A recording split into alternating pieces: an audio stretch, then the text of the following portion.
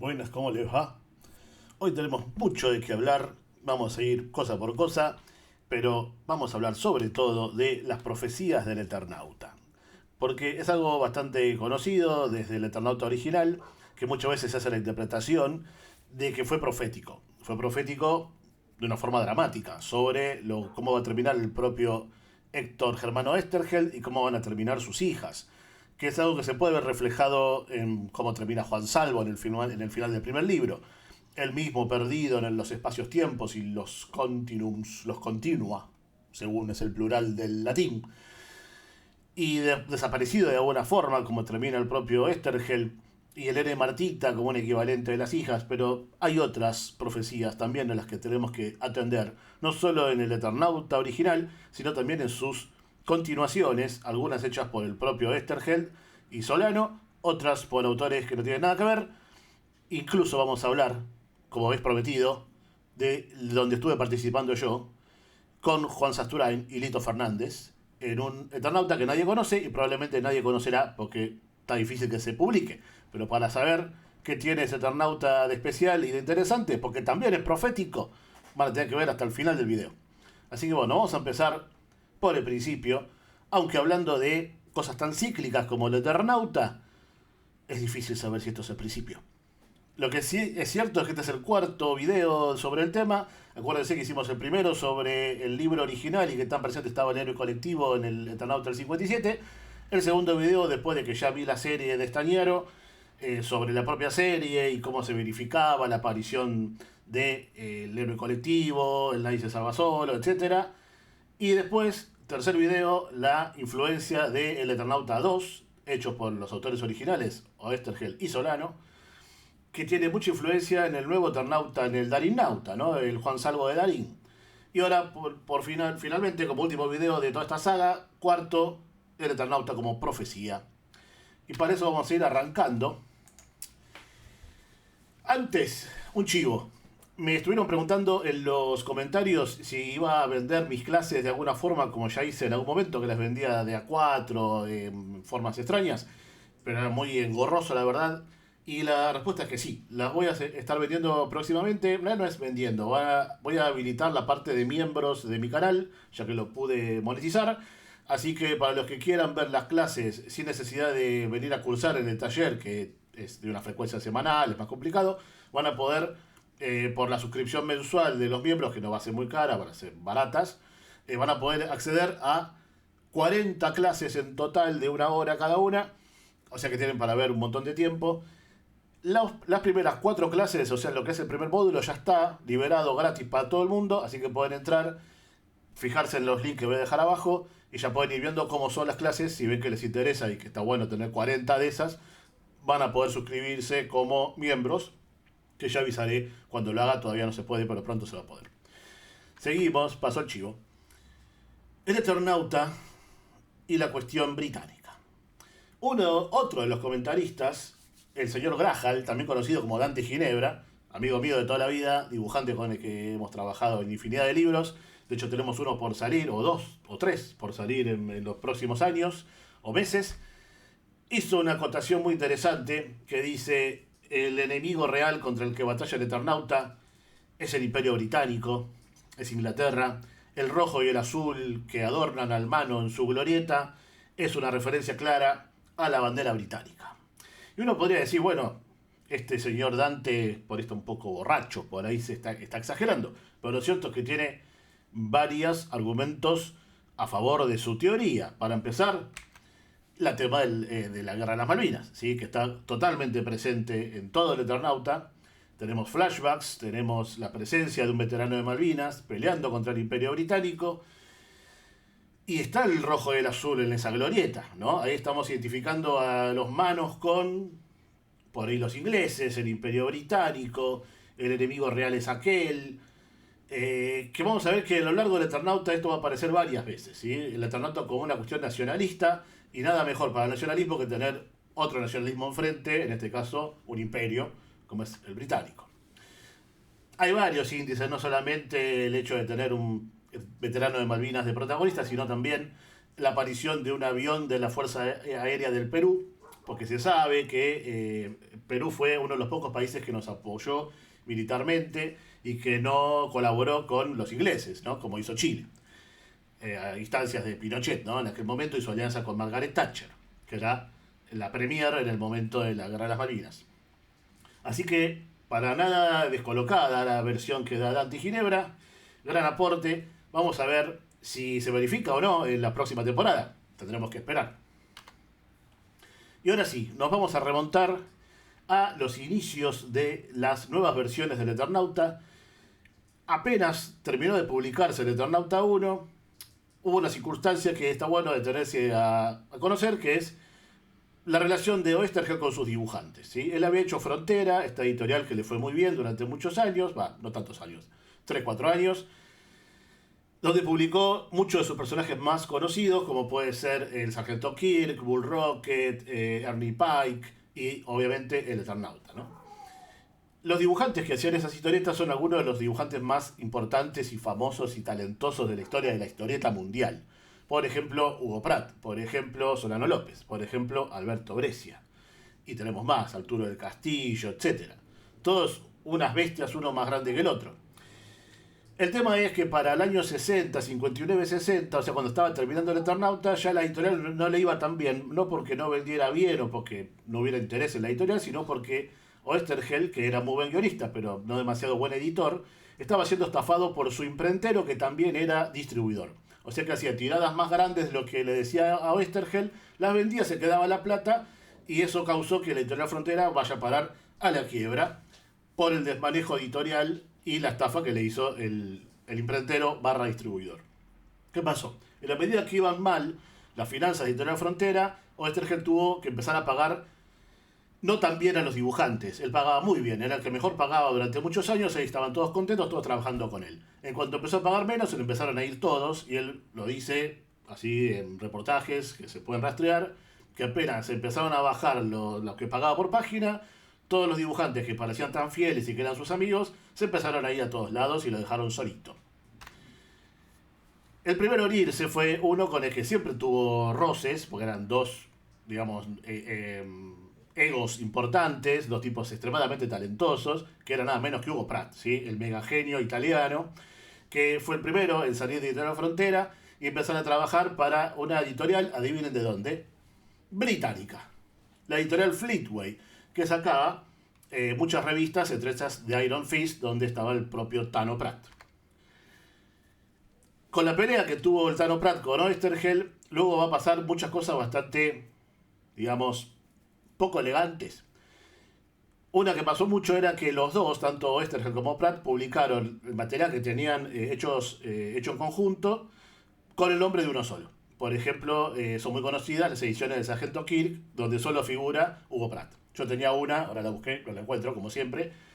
Pero, según me han contado, eso también lo había hecho el propio Oesterheld, que ante la desbandada de sus dibujantes se hinchó un poco las pelotas y se fue a vender sus historietas al gran catálogo que tenía dentro de Editorial Frontera, a venderlas por Europa, las cobró y nunca le dio la plata a los dibujantes. ¿Será verdad? No lo sé. ¿Me lo contaron? Sí.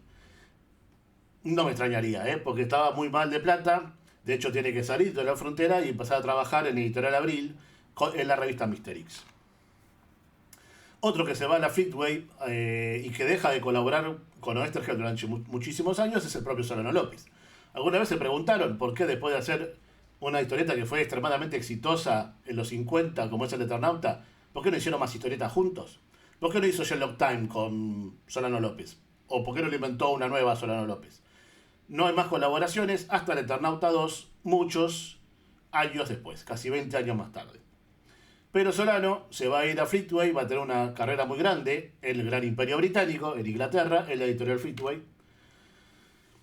Y ahí vemos que Brescia va a ir a la editorial Fleetway, algo va a publicar, pero va a volver a trabajar en Editorial Abril junto a Oesterheld para hacer nada menos que Morcinder, ¿sí? Para mí la mejor historieta de Oesterheld, por ahí una de las mejores de la historieta en general, dibujada como los megadioses por Alberto Brescia, y que mientras hacían esta historieta, literalmente se morían de hambre, o no tan literalmente, pero tenían muy poca plata y la pasaban bastante mal, ¿sí? Esa era la circunstancia 2 o 3 años después de que había terminado la Editorial Frontera.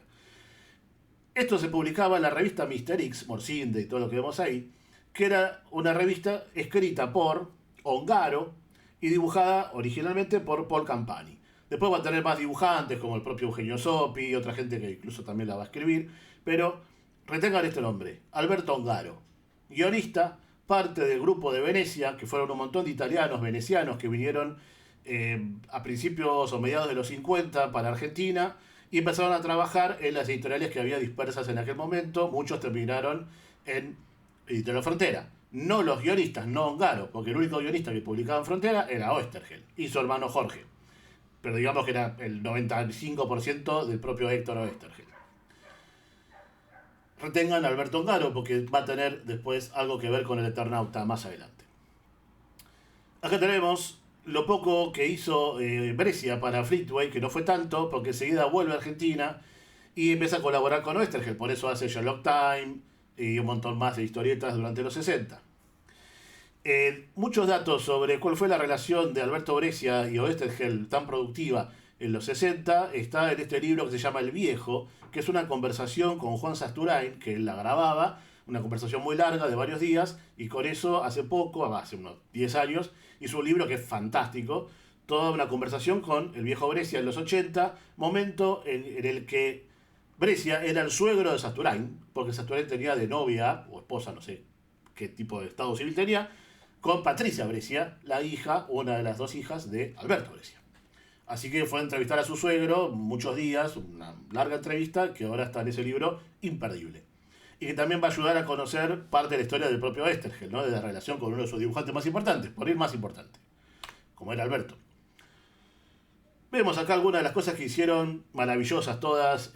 Alberto Brescia, muchas con ayuda de su hijo Enrique Brescia, con Oesterheld en los 60, Sherlock Time, Morcinder, Elche, Evita y alguna más creo que hay, que no me acuerdo, pero sobre todo vamos a destacar al Eternauta, ¿no? El Eternauta de Brescia.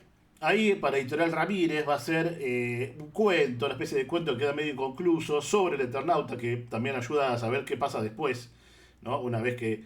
qué pasa con los personajes después de la invasión, después de que el propio Oesterheld termina ahí perdido en el Chronomaster.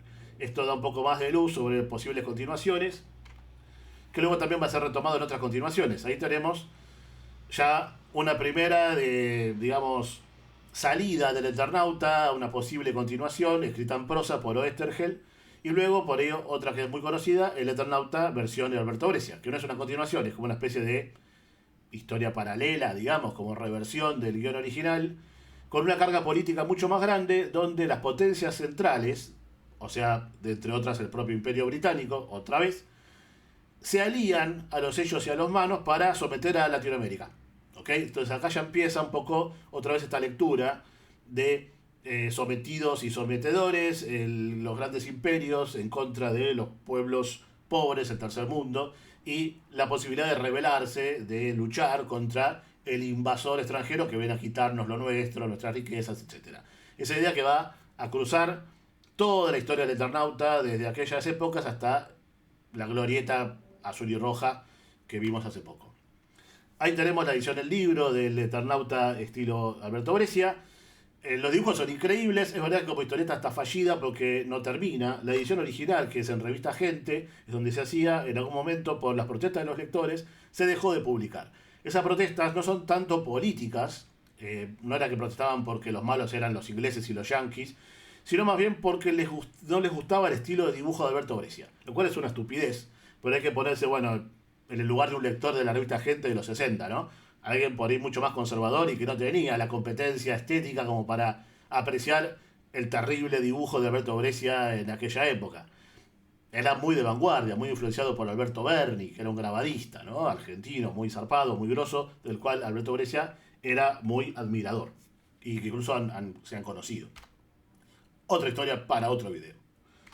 Seguimos, y ahí sí ya llegamos 20 años más tarde a la continuación legal, digamos, del Eternauta, la más legítima, porque le hicieron los dos autores originales, Alberto Brescia, Solano López y Héctor Germán Oesterheld. De este ya hablé todo en el video pasado, así que no voy a repetir todo, pero vemos que tiene algunas consecuencias medio proféticas en que este Eternauta, que está muy experimentado de viajar en el tiempo, que es súper ya militarizado, que está todo el tiempo pensando en términos maquiavélicos entre los costos, los sacrificios que hay que hacer para llegar a la victoria final, tiene algunos rasgos que son muy en común con este nuevo Eternauta de Darín.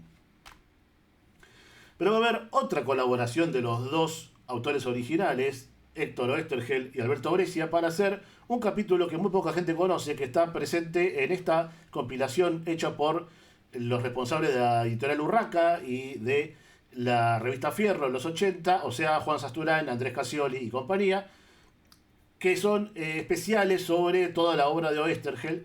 Y acá es importante destacar la labor de Juan Sasturán en mantener fresca la memoria de la obra de Oesterhel durante mucho tiempo, en los 70s y 80s, en los 90 después, cuando por ahí no era tan habitual estar por ahí rescatando al Eternauta y a Oesterhel. Había que ser bastante del nicho, ¿sí? Del medio, estar consustanciado con el ambiente historietil argentino, si no medio que no te enterabas.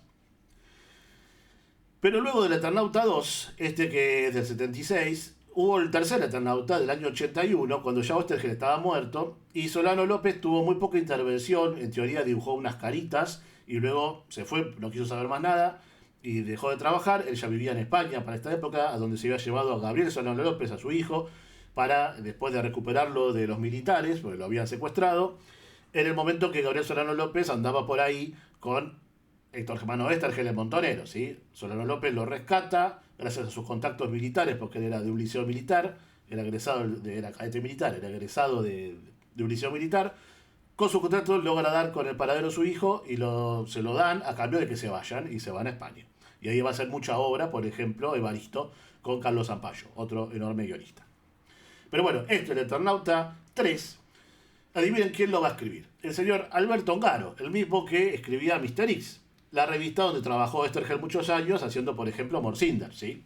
Fíjense cómo no es tanta gente, ¿no? Es la misma gente que se va repitiendo muchas veces.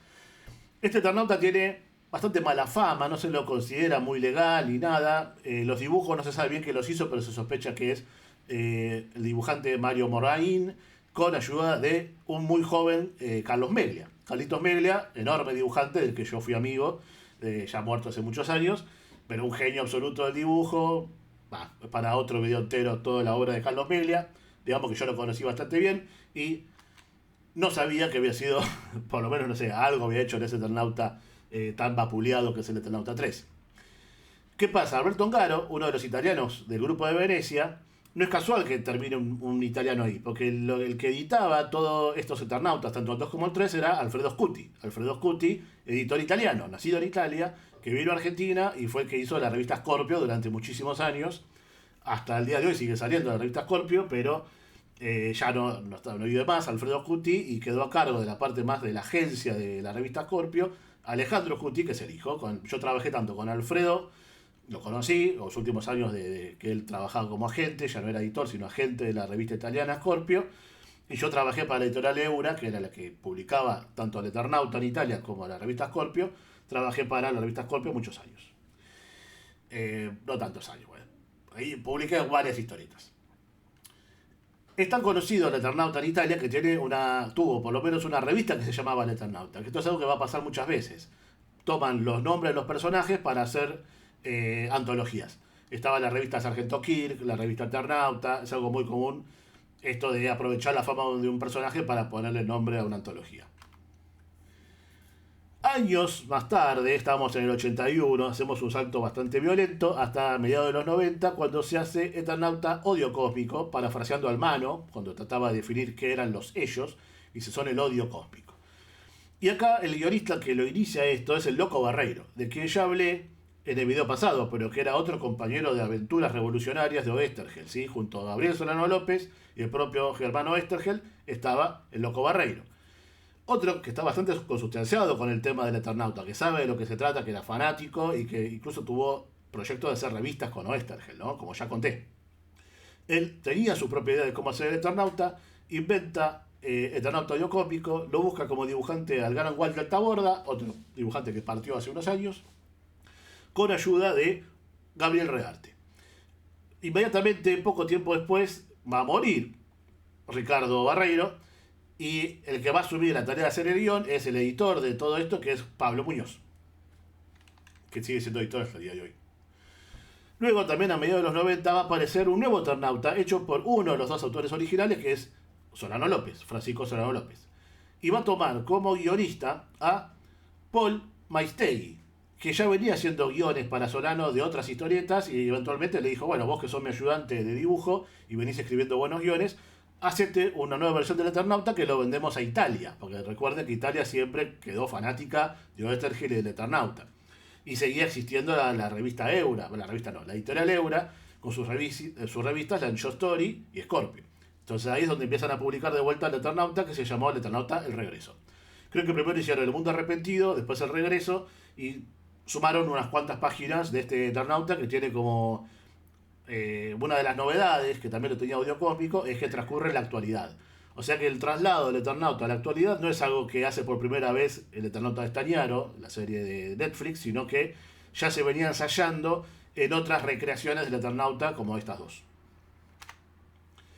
Una que nunca, yo no sabía que existía, me la crucé en internet, es Vicente López. Otra con guión de Paul Maistegui, lo cual me intriga muchísimo saber qué onda esto de El Eternauta versión que se llama Vicente López. Quiero leerlo, esta no sabía que existía, no sé si se publicó acá, la verdad. Por ahí sí. Otro Eternauta de esta época muy interesante se llama El Perro Llamador y otras historias, que es una historieta original que había hecho Solano López, el propio Solano López, con guión de Sergio Kern, o sea, otro guionista más que se suma, ¿no?, a los que hicimos en algún momento algo del Eternauta, me pongo yo también, aunque no creo que se publique nunca, con un montón de otros invitados que les dejaron un poco hacer lo que ellos quisieran, ¿no? Esto que lo editaba Doello, Javier Doello, y invitaron a un montón de autores a hacer su propia versión del Eternauta en historias cortas. Está Salvador Sanz, Cristian Mallea, Henry Santana, Tony Thor, bueno, un montón de gente grosa. Especialmente me acuerdo que me gustó mucho la de Mauro Mantela con dibujos de Alcatena, sobre los Urbos, espectacular historia. El Perro Llamador, editado también en esa época, o un par de años más tarde. Ya años mucho más recientes, otra continuación hecha por Marcelo Pulido, editor de Venido guionista para esta ocasión, El Manuscrito, que toma una idea muy interesante que es en el final del Eternauta 1, cuando Héctor Germano Oestergel dice ¿será posible? ¿Será posible? ¿Podré detener la invasión o por lo menos contar lo que va a pasar y que la gente lo lea? Pero lo cierto es que ese es un Eternauta, un Oestergel del año 59, cuando el Eternauta original se escribió en el 57. O sea que es otro Eternauta que va a escribir, por lo menos es otro mundo, otro continuo. Y ahí lo que hace Pulido es contar qué pasó con ese manuscrito, por eso se llama El Manuscrito, idea que saca del Eternauta al Regreso, escrito por Maistegui, mezclado con el propio Oestergel, ¿sí? Y acá yo sé que es un lore medio insoportable y es un quilombo de versiones del Eternauta, mundos paralelos y todo, pero un poco la gracia, ¿no?, del Eternauta, que nos da esa posibilidad de tener un montón de mundos paralelos, historias alternativas y cosas por el estilo, medio infinitas. Así que bueno, acá está El Manuscrito con José Mazaroli y los dibujos. Lo tengo por acá. Es uno de los que sí encontré de todo esto que yo cuento. Tengo casi todo, pero no sé dónde está o lo perdí. Así que este sí lo tengo todavía. Bien, vamos con otras adaptaciones audiovisuales. No en este caso no de la obra, sino en una especie de biografía novelada del propio Germano Oestergel, hecha por Luciano Saracino para la televisión. Germán Últimas Viñetas, que cuenta una especie de historia un poco adaptada para la ficción de lo que fue el paso de Oestergel por las editoriales Columba Record, fusionadas en una misma editorial, en los 70, cuando él ya empezaba a militar en Montoneros, esas circunstancias bastante trágicas, ¿no?, de que él mismo estaba por desaparecer junto a sus hijas, y bueno, todo este tema está novelizado de alguna forma por el propio Luciano, otro guionista de historietas fanático del Eternauta, como yo y como todos los que venimos diciendo, ¿no? Ongaros, Asturain, Maistegui, bueno, un montón. Otra versión más del Eternauta fue versión teatral de Jorge Claudio Moraín, el hermano de Mario Moraín, que fue el dibujante del Eternauta 3. Otro guionista, también fanático de Oestergel y del Eternauta, como todos los demás, como Mantela, como yo, como... Medio que si sos guionista argentino y no te gusta el Eternauta y Oestergel, no sé por qué sos guionista, ¿no? Entonces medio que estamos todos siempre rindiendo culto a esta obra y este guionista. Luego, en el Palais de Glass, hace unos años, hubo una especie de presentación, una especie de instalación audiovisual, podemos decir, que hizo el propio Martín Oesterheld, Martín Mórtola Oesterheld, uno de los nietos, que estuvo muy buena, pero yo fui, no recuerdo que haya habido tanta gente, pero fue como un antecedente para lo que después va a ser Huellas de la Invasión, una muestra con un corto animado mucho más grande, mucho más ambiciosa, que estaba muy buena, en Tecnópolis, hace unos 10 años más o menos, con una especie de museo de lo que fue la invasión original del Eternauta 1, ¿no? Como si se hubieran rescatado cachos de gurbos, cachos de escarabajos, armas, la mano de humano, bueno, cosas así, un museo de lo que fue la invasión, una idea muy interesante que estaba muy buena, la muestra, también curada por Martín Oesterheld, el que ahora es productor ejecutivo de la serie. Como les decía, Sasturain es uno de los principales responsables de haber mantenido fresca la memoria de Oesterheld y su obra, especialmente del Eternauta, desde la Fierro misma, de la que él era secretario de redacción en los 80, durante un par de años. Ahí tenemos dos especiales de Oesterheld, uno de Toda Historia de la Frontera y otro de el propio Eternauta, ¿sí? Que tiene esa historia que contaba, que es está mostrando lo que pasaba entre Elena y Martita cuando quedan solas en la casa y Salvo se va a pelear con el ejército. Es una pequeña historia, una aventurita chiquita de Elena y Martita peleando contra invasores y cosas así. Nada, si la pueden, consíganla. Sobre todo si son completitas de Eternauta, tienen que tener esa.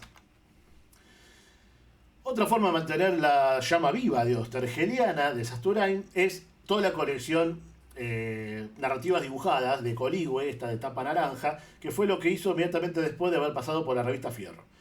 Él justamente tenía un poco la pasión por recuperar todas estas obras tan importantes del guionista Oesterheld y va convenciendo a Narvaja y a todo lo que es Editorial Coligüe de publicar gran parte de sus obras, que durante años era la única edición que se podía conseguir. No son las mejores ediciones, hoy por hoy hay ediciones que se han superado, porque esto estaba recuperado de las revistas y las nuevas se hacen de los originales, pero bueno, tuvo el valor de mantener por lo menos como lecturas posibles, aunque no fuera la mejor definición, para todos los que no conocíamos todo esto, que no habíamos llegado a comprarlo o a leerlo de chicos.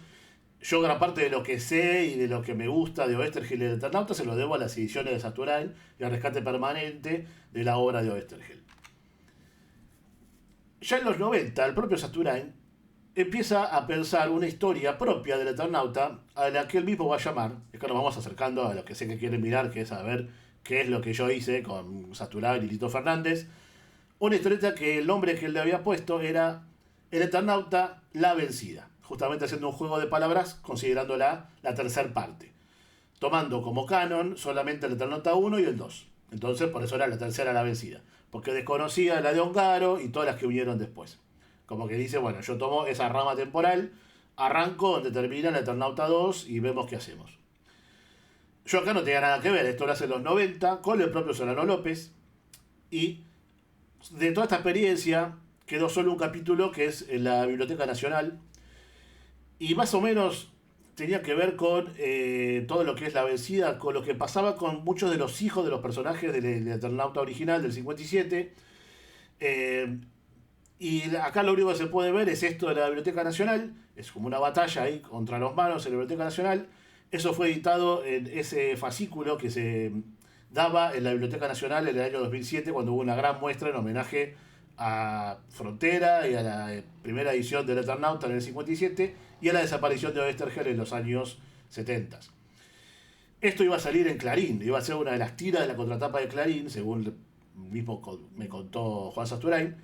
Y luego, por diferentes cuestiones, que no me acuerdo bien por qué fue, Clarín decidió no publicarlo. Les quedaron estas páginas en la Biblioteca Nacional y pasaron muchos años después para que se volviera a hablar de la vencida.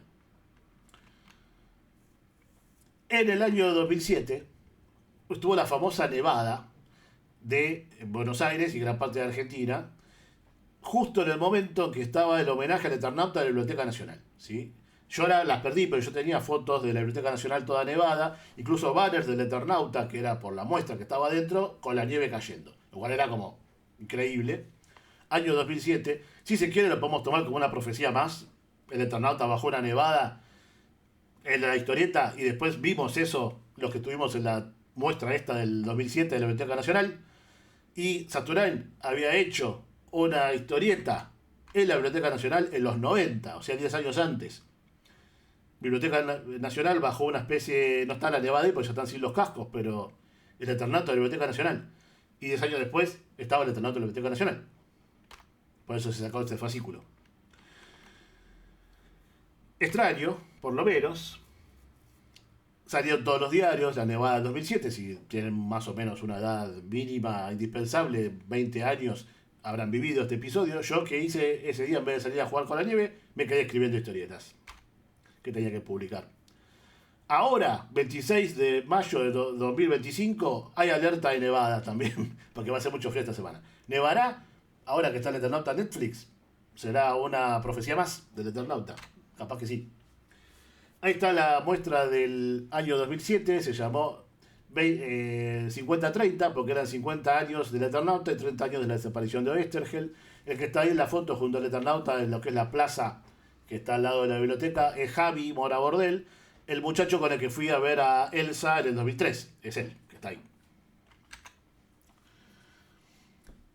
Otra profecía más, o extraño ciclo, rulo, bucle temporal.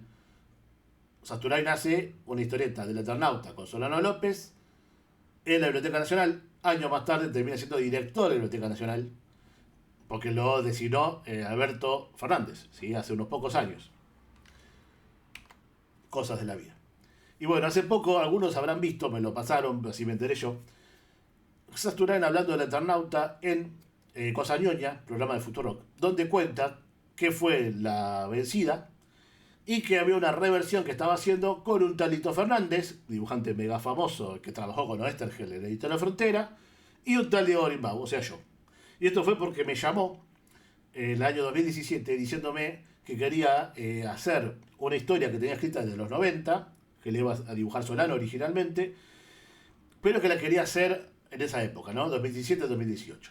Y no tenía ganas de escribir el guión en sí, que era muy largo, eran 300 páginas más o menos lo que se calculaba. Entonces me llamaba a mí, porque le gustaba cómo yo escribía, para hacer los guiones de La Vencida, la nueva versión. Yo le dije, bueno, está bien, es un honor, muy honrado y un poco amedrentado por la responsabilidad. Y dije, bueno, pero ¿qué tal? ¿Yo puedo intervenir? ¿Puedo cambiar algo? Me dice, sí, vos trabajás, me lo mandás a mí, lo hablamos.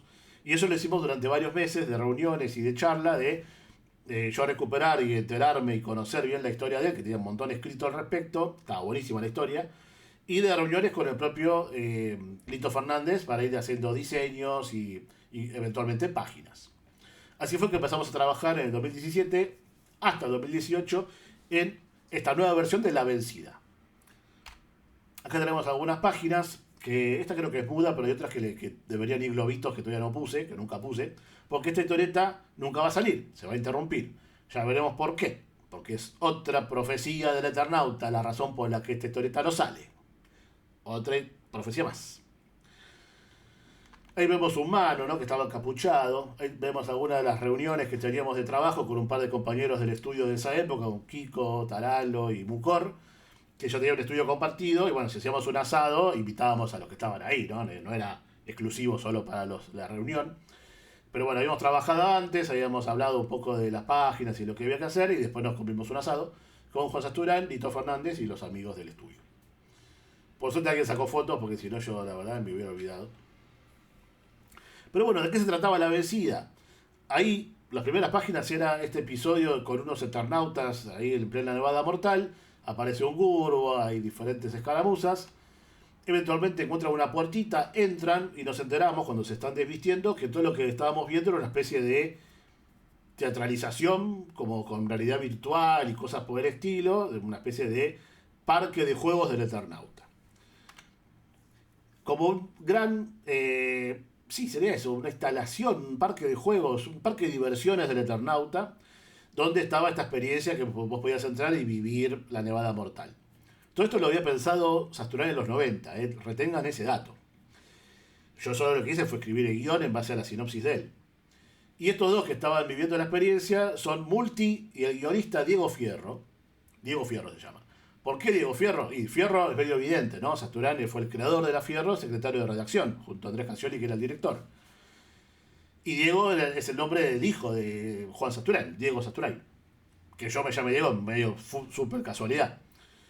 Y después el dibujante que se llama Multi, que no sé dónde salió Multi, pero es un nombre medio estergeliano. Estos dos les van a encargar la realización de la nueva historieta del Eternauta.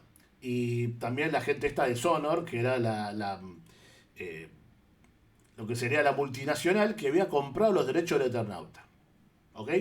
O sea, la historia era sobre una multinacional que compraba los derechos del Eternauta y adivinen quiénes estaban detrás de la multinacional. Los sellos. Los sellos eran los dueños de esta multinacional Sonor que tenía los derechos del Eternauta. Y esto lo hicimos en el 2017. Cuando estábamos muy ya entusiasmados para sacar las páginas nuevas y buscar editores, que obviamente íbamos a conseguir editores, todo esto se hacía con el permiso y digamos, el visto bueno de tanto la familia de Solano como la familia de Oesterheld, de los nietos. Pero en un momento yo le empiezo a decir a Juan, mirá que hay conversaciones con Netflix, yo me había enterado, y eso puede complicar las cosas. Me dijo, bueno, voy a averiguar, a ver qué pasa con los nietos, seguimos un tiempo más y eventualmente nos dijeron, bajen la persiana, se vendió los derechos a Netflix y ahí esos contratos son bravos, ¿sí? No puedes andar haciendo cualquier cosa con el Eternauta como se venía haciendo hasta ahora, ¿sí? Que cualquiera hacía su libro del Eternauta. No, ahí se cortó la joda, los derechos cuando te los compra Netflix, seguramente le dejaron la parte de edición de historieta, pero el cuidado de la IP, de la propiedad intelectual, ahora pasa a ser mucho más una cuestión de plata, ¿sí? De temas más serios, entonces nos cortaron el mambo, quedó ahora las 25 páginas que hicimos, probablemente nunca se vean publicadas, capaz que sí, algún día, ojalá, estaban re buenas y cuentan la historia, entre otras cosas que pasan también con los hijos de los personajes, bueno, hay manos envejecidos que están dando vueltas por ahí, mezclados entre nosotros, hay un montón de cuestiones. Hay una multinacional que compra los derechos del Eternauta. Profecía número 4 o 5, ya no sé cuál, porque claramente Netflix es una multinacional que compró los derechos del Eternauta. Lo cual ahí nos hace pensar, bueno, pero ¿qué pasó con toda la reivindicación nacionalista, ¿no? Las Malvinas, todos los signos nacionales, las banderas, el nido del hornero, jugando al truco. Hay un montón de índices que tienen que ver con el nacionalismo. Y obviamente todo esto se suma desde la profecía original, donde la familia de Oesterheld desaparece al mismo tiempo, o digamos, en paralelo a lo que le va a pasar a la familia de Juan Salvo. Algo que en el Eternauta 2 vimos que también está subrayado, como muere Martita al mismo tiempo que muere muere María al mismo tiempo que muere Elena y Martita. María como representante de las hijas de Oesterheld, ¿sí? Que era el nombre de guerra, el nombre, el alias que usaba una de las hijas. Creo que Beatriz, pero no me acuerdo bien. Llegamos hasta el día de hoy, ¿no? Esto de que el odio cósmico a veces se mezcla con el imperio británico, como si fueran lo mismo. Y vemos que acá está el imperialismo entrando todo el tiempo, ¿no? El imperio británico aparece en el Eternauta de Brescia, aparece ahora en el de Stagnaro. A cada rato vuelve a aparecer esta idea de que la invasión no es tan extraterrestre. Esto tiene diálogo con lo que está pasando el día de hoy, ¿sí? Que tenemos una especie de, podemos llegar a decirle un ello, un odio cósmico en la Casa Rosada, que tiene la foto de Thatcher en el escritorio. Tenemos penetración de los ellos británicos en la Casa Rosada. Y esto yo sé que es una exageración, ¿sí? No me empiecen a matar ahora con que, no sé, soy un cuca nacionalista, no sé, soy Santiago Curio. Pero me parece llamativo por lo menos, porque ¿qué pasa?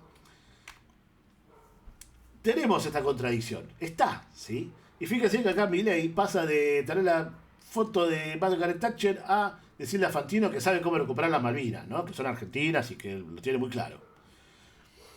Es todo contradictorio y me parece que también esta contradicción la va a vivir la segunda temporada del Eternauta, ¿sí? ¿Qué tanto podés reivindicar el nacionalismo de que los responsables de la invasión son los ingleses de los imperios del primer mundo, los yanquis o qué sé yo, cuando te lo está financiando tu protesta Netflix? Es algo que hizo de toda la vida el imperio, ¿no? Los imperios culturales. De arrogarse la culpa de los males del mundo, ¿no? De Oliver Stone o ¿cómo se llamaba el vicepresidente de Clinton? Ahora se me fue el nombre. Gore, diciendo, miren qué tan culpables somos las élites de Estados Unidos en destruir el mundo. Y yo te lo mismo te lo estoy contando. ¿No? Que es para mí una forma de generar anticuerpos, de decir, nos hacemos cargo de las cosas que hacemos, les dejamos decirle Malvinas en la traducción al inglés del Eternauta, no dicen Falklands, dice Malvinas, como un montón de reivindicaciones nacionalistas pagadas con plata de Netflix. ¿Qué quiere que les diga? Es raro. Pero ahí terminando, ¿saben? ¿Vieron la editorial Fleetway? Aquella donde se fueron todos los dibujantes de Oesterheld huyendo para tratar de seguir viviendo la historieta, ¿no? De seguir cobrando y alimentar a sus familias. Editorial británica, inglesa. Años después, esa editorial se va a transformar en la editorial que publica Action Comics primero, donde hay un montón de argentinos trabajando en los 70, y después una revista conocida como la 2000 AD. En la 2000 AD también hay varios argentinos, y es la revista donde van a salir unos guionistas, que están también dentro de mi panteón personal de grandes guionistas de la historia, junto a Oesterheld, un tal Alan Moore, un tal Grant Morrison, ¿sí? Eventualmente un tal Neil Gaiman, pero sobre todo Alan Moore. Alan Moore va a salir de esas revistas de la editorial ex Fleetway. Todo está medio conectado, y Alan Moore no es más que otro británico, ¿sí? Que hemos leído y hemos amado, y es un tipo que yo tengo en mi corazón, al lado del propio Oesterheld. Podemos darnos el lujo de hacernos tanto los antibritánicos, cuando eventualmente vamos a ir a ver 10 River de Roger Waters, de The Cure, de Depeche Mode, de Bowie o de, póngale el inglés favorito que tengan, Paul McCartney, ¿sí? Y todo eso, para mí no es odio cósmico. Yo no le puedo decir odio cósmico a Bowie, a Paul McCartney, a Alan Moore. No puedo, lo siento. Eso es imperialismo cultural, es penetración cultural. Nos han dado grandes obras, maravillosos discos, maravillosas historietas. Las hemos disfrutado y han venido con el sellito inglés. Lo que tenemos que hacer, que me parece que es lo que está haciendo Estaniaro, es, más que cargar las tintas sobre nos penetra culturalmente los ingleses, es empezar a decir, miren lo que tenemos para dar nosotros también. Yo sé que tus discos son buenísimos, que tus historietas son buenísimas, tu literatura, tu teatro, tenés un montón de cosas buenísimas, Inglaterra, ya lo sabemos, las disfrutamos, tenemos media bibliografía de nuestra biblioteca, son eso, libros escritos por esa gente o discos clavados por esa gente. Pero tenemos esto nosotros también, ¿eh? Y mirá que por ahí hasta lo podés disfrutar. El odio cómico, no sé dónde estará, por ahí en otro lado. ¿Qué opinan al respecto? ¿Es un flor de berenjenal? Sí lo es. Pero yo creo que es muy interesante. Métanse en el lore infinito del Eternauta, para usar otra palabra de la penetración cultural anglófila. El lore tiene lore por el lado de las propias continuaciones del Eternauta. Acá vieron una especie de guía. Hay muchas más, hay cosas que seguramente no puse, de cosas que pueden ir leyendo, si les interesa mucho el tema. Obviamente no esperen la misma calidad de Oesterheld en las cosas que hicieron los que siguieron, incluso si algún día sale la vencida. No somos Oesterheld, ¿sí? Ese señor está muy arriba. Pero puede ser interesante ver las formas en que los lectores de Oesterheld interpretaron su obra y quisieron continuarla. Y también pueden seguir indagando en la historia de Oesterheld y sus dibujantes. La propia historia trágica de Oesterheld y su familia, de sus hijas, de sus nietos, de nada. Y después sus dibujantes. La historia de sus dibujantes es muy interesante también. De Hugo Pratt, de Solano, de Alberto Breccia, ni hablar.